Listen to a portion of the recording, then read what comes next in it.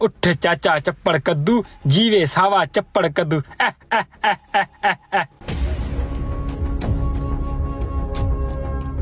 हैं, ये सफेद गाड़ी किसकी है और गाड़ी के ऊपर कौन सो रहा है?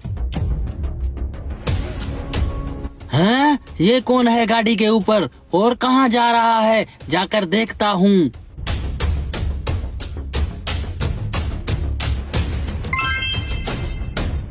अरे ये गाड़ी के ऊपर वाला बंदा कहाँ पे गायब हो गया? उठ चाचा चप्पड़ कद्दू, जीवे सावा चप्पड़ कद्दू। अरे ये बंदा गाड़ी से गायब होके दीवार पे कैसे आ गया? हैं? भूत भूत!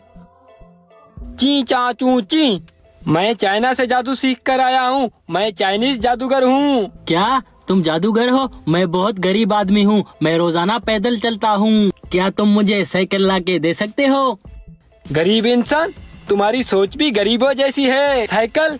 मैं जादूगर हूँ, मैं अपने जादू से तुम्हें बाइक ला के दूंगा। साइकिल को छोड़ो। बाइक मुझे चलानी नहीं आती, मुझे साइकिल चाहिए। अबे मैं जादूगर हूँ, बाइक भी आ जाएगी और तुम चलाना भी सीख जाओगे। अच्छा, चलाना सीख जाऊंगा तो दो बाइक। ची चाचू ची चाची, ठीक है, मैं चाइनीज जादूगर हूँ, इसीलिए तुम्हें बाइक भी चाइना की दूंगा।